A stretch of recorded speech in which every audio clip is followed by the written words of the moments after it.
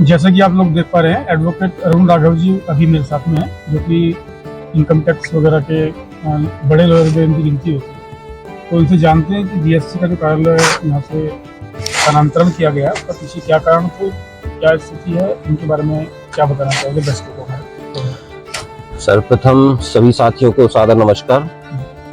और जैसा कि हॉक्स आई न्यूज़ चैनल के लिए जिस हिसाब से वो प्रगति कर रहा है, मैं सबसे पहले नवनीत भाई आपको और मेरे प्रिय भाई संदीप भाई को मैं बहुत बहुत शुभकामनाएं प्रेषित करता हूँ। इसके साथ ही मेन जो मुख्य मुद्दा है, ये जीएसटी कार्यालय का स्थानांतरण। ये मुद्दा आज से 2 वर्ष पूर्व, लगभग 2 वर्ष पूर्व ये चल रहा था। अंदर खाने मोदीनगर के अधिकारी चाहते थे कि ये कार्यालय गाजियाबाद शिफ्ट हो, भिन्न भिन्न कारणों से।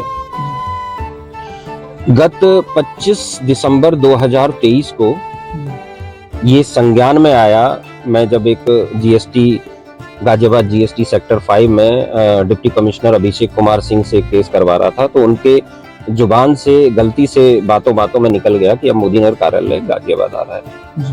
उसी बात का संज्ञान लेकर हम लोग एक्टिव हुए और हम लोगों ने ये एक IGRS पोर्टल पर एक शिकायत दर्ज करवाई माननीय मुख्यमंत्री कार्यालय में, जिसकी प्रति हमने चीफ कमिश्नर वरिष्ठ IAS अधिकारी मिनिस्ट्री एस, जो कि जीएसटी की चीफ कमिश्नर है, लखनऊ बैठती हैं, उनको भी प्रेषित किया। उसी के संज्ञान लेते हुए धीरे धीरे, हालांकि 4 या 5 उसमें IGRS हुई थी, पत्राचार हमारी तरफ से भी हुआ, जीएसटी कार्यालय की तरफ से भी हुआ। अंत में ये निर्णय लिया गया, 6 सदस्यों की एक कमेटी गठित हुई, जिनमें 4 डिप्टी कमिश्नर जीएसटी के थे गाजियाबाद के, एक असिस्टेंट कमिश्नर और एक CTO थे। उन्होंने गत 1 माह पूर्व अपने माननीय चेयरमैन साहब विनोद वैशाली जी के साथ एक मीटिंग करके, एक्चुअली इससे पूर्व मैं बता दूं कि हमने 3 बिल्डिंगें चिन्हित करके सरकार को, शासन को भेजी थी। 3 बिल्डिंग जो कि सरकारी बिल्डिंग है, मुफ्त में मिलेंगी जीएसटी विभाग को। पहली बिल्डिंग गोविंदपुरी LIC ऑफिस, जो अब खाली पड़ा है। हापुड़ रोड पर 2 ऑफिस हैं, एक ट्रेजरी ऑफिस जो पहले हुआ करता था और एक अपना एम्प्लॉयमेंट एक्सचेंज हुआ करता था। तो अब इसमें जब हमने शासन को भेजी थी, उसी का सर्वे करने के लिए वो कमेटी के सदस्य आए और उन्होंने जब इसका सर्वे किया तो अपनी जो एम्प्लॉयमेंट एक्सचेंज वाली बिल्डिंग है उसको फाइनल कर दिया। कितना समय हो गया लगभग? ये लगभग 1 माह हो गया। और फाइनल करने के बाद उसमें चेयरमैन साहब से उन्होंने ये कहा कि भाई इसमें 3 महीने का समय चेयरमैन साहब ने लिया कि उसमें जो भी अपना रिपेयर वगैरह जो होना है वो 3 महीने में हो जाएगा। इसकी सूचना चूंकि मुख्य शिकायतकर्ता होने के नाते उन्होंने मुझे भी दी जीएसटी विभाग में। इसके बाद फ्राइडे की, शुक्रवार की शाम को, लगभग शाम के 6 बजे हम लोग आए हैं जीएसटी ऑफिस से। कोई परेशानी नहीं थी, केस करवा के आए हैं। शनिवार की सुबह 11 बजे हमारे एक साथी हैं अशोक यादव, वरिष्ठ अधिवक्ता हैं, वो वहां जाते हैं, देखा तो वहां सब साफ। तब हमारे संज्ञान में आया कि इस तरह से रातों रात उन्होंने कार्यालय को यहाँ से शिफ्ट कर दिया है।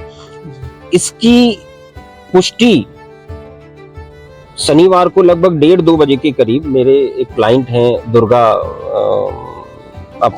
ट्रांसपोर्ट एजेंसी वाले, वो मेरे पास आए अपनी जीएसटी रिटर्न फाइल कराने के लिए। तब उन्होंने बताया कि भाई साहब, शुक्रवार की रात को 11:30 बजे डीएम ऑफिस से फोन आता है उनके पास रात में कि 2 ट्रक उपलब्ध कराए जाएं, जिससे यहाँ से जो सामान है वो गाजियाबाद शिफ्ट हो। तो रातों रात ये काम हुआ। अब इसमें चूंकि हम लोग एक्टिव हुए, व्यापार मंडल के साथी हैं, हमारे वरिष्ठ व्यापारी नेता हैं, सब लोग एक्टिव हैं और सभी प्रयासरत हैं।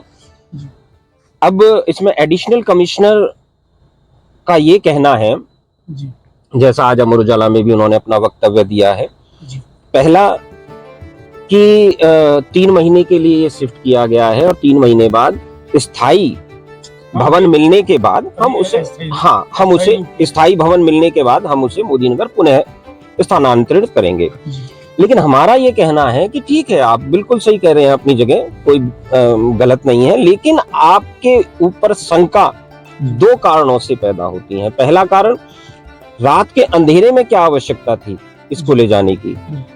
जब शासन ने आपको ये कहा है कि अधिवक्ता संगठन और व्यापारिक संगठनों को विश्वास में लेने के बाद इस पर निर्णय लें, तो आखिर ऐसे कौन से कारण पैदा हुए कि रातों रात के अंधेरे में ऐसे चोरी छिपे कार्यालय को स्थानांतरित किया गया? दूसरी चीज, शनिवार की सुबह से स्थानांतरण होने के तुरंत बाद जितने अधिकारी हैं सारे छुट्टी पर चले गए, जितना स्टाफ है सबको छुट्टी पर भेज दिया गया, सबके मोबाइल स्विच ऑफ करवा दिए गए। क्या कारण है, क्या मंशा है शासन की इसमें? आज हमारे बार एसोसिएशन की तरफ से उनसे समय लिया गया है, एडिशनल कमिश्नर से, और हमने आरटीआई डाली है शासन में।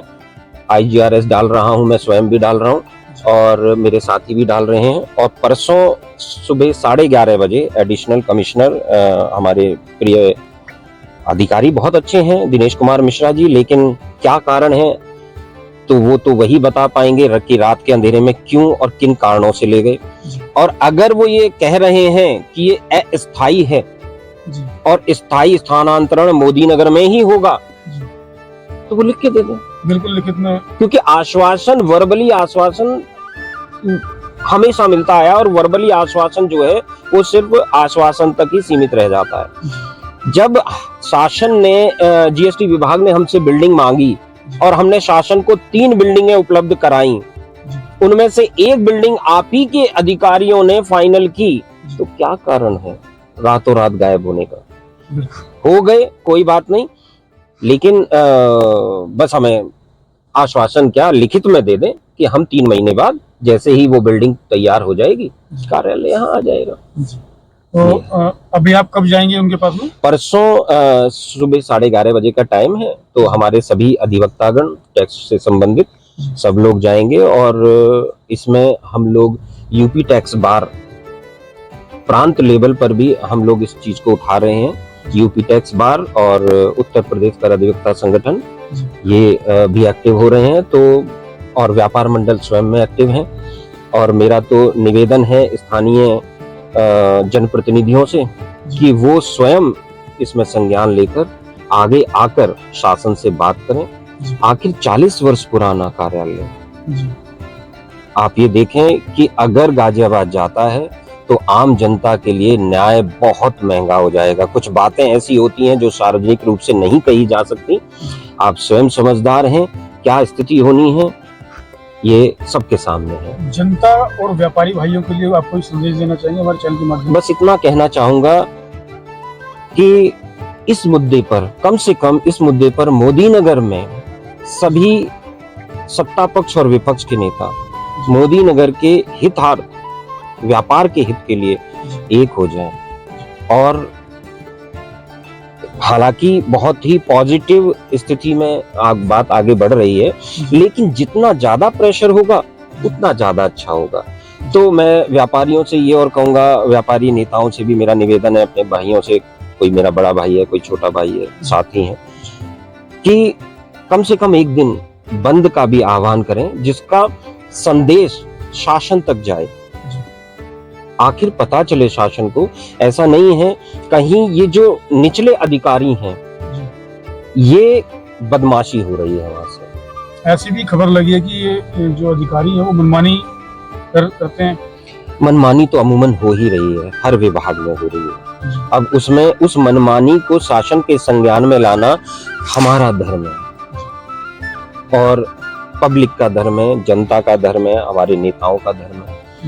तो हम सब अपने कर्तव्य का पालन करें, बस इतना निवेदन है सभी से। बहुत बहुत आपने अपना कीमती समय हमारे लिए निकाला, बहुत बहुत